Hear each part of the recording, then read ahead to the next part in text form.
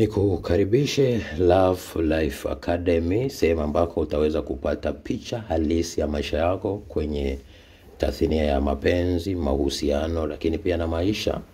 Topic ya leo inasema hili ni kosa au haya 7 ni makosa ambayo huwapata wanaume wengi na huwapa pressure kwa sababu hawajui, hawafahamu na wanakumbana nayo kwenye kipindi cha uchumba kuelekea ndoa. Cha kwanza, hawajui wanataka nini. Huwa kuna ugumu katika mwanaume kumpata mtu aliye sahihi anayeendana na mapenzi ya Mungu. Ndio maana wengi wapo kwenye mahusiano wanakuja kuangukia mahusiano yasiyo sahihi.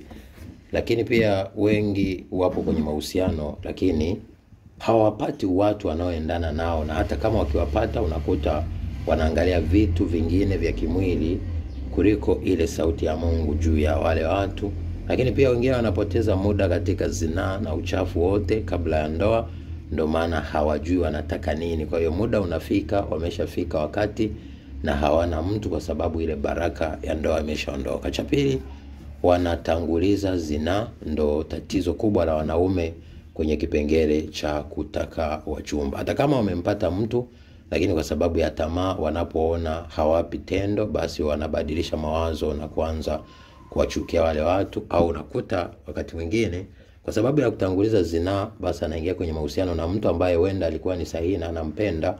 Sasa wakishazoeana, baadaye yule mtu anampiga chini au anamkataa, kumbe amepoteza mtu ambaye alikuwa ni wa ndoto. Lakini pia ni kwa sababu ya hiyo Mungu anaweka stop, na mwingine anawafarakanisha na shetani anaanza kuwaongoza. Kwa hiyo wale watu wanapotea. 3, wanapopendwa hawaanzi kuonesha ushirikiano, au wanaacha kuonesha ushirikiano na kuanza kuwadharau na kuwapuuza wale watu wanaowapenda. Kihalisia kwenye maisha ya mwanadamu lazima ujue hichi kitu kwamba love is imbalance. Unapoona umempenda sana mtu, umejitoa sana kwa upande wake, ataanza kurelax na kuona labda wewe ndo una jukumu la kufanya hivyo. Lakini kitu ambacho kinaweza kufanya upande wa pili uchoke na uone kama hauoneshi ushirikiano, kwa hiyo uweze kukata tamaa. Lakini cha 4, humweka Mungu mbali kwenye uchumba. Kumweka Mungu mbali kwenye uchumba ni sawa na kutembea na umeshika bunduki na upo unapiga risasi na ni katikati ya soko.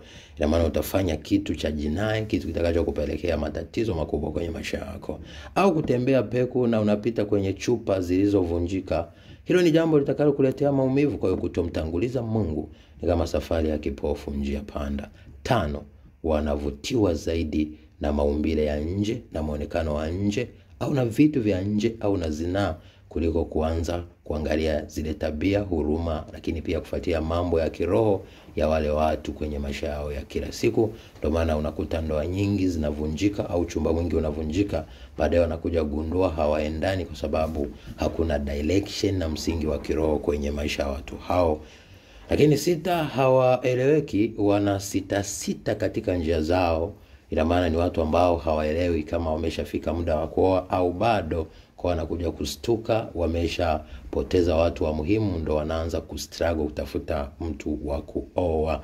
Lakini 7, wanachagua, ndo maana wanaangukia kwenye matatizo. Ni bora uchague na kuepuka watu kama Mungu anakuongoza, lakini kuna wakati kwenye kuchagua kama hujaongozwa na Mungu utaruka kitu kizuri uangukie kitu kibaya. Ndo maana kila mchumba unayempata jitahidi kuweka mipaka ya kimungu ili umuulize Mungu akufafanulie ukiwa pembeni ya machukizo. Lakini ukiwa ndani ya machukizo, wengi wanaombea wapenzi wakiwa ndani ya mapenzi na wapo wanashiriki tendo, kitu ambacho hauwezi ukaombea kitu ambacho ni cha machukizo mbele ya Mungu. Maandiko yanasema maombi ya mwenye dhambi ni chukizo, lakini hata sadaka yake ni chukizo. Kwa hiyo unapohitaji Mungu akusaidie kwenye process ya kupata mchumba, hakikisha unaweka kanuni za kimungu mbele, unazitanguliza ili Mungu akusaidie kwenye mchakato. Tofauti na hapo, kila wakati utakuwa unaambulia kukataliwa, kusalitiwa, kuonewa, kuibiwa, kuumizwa, na mwisho wa mwisho kitakuwepo kilio na kusaga meno. Nawapenda. God bless you. Be a shining star. Thank you for watching.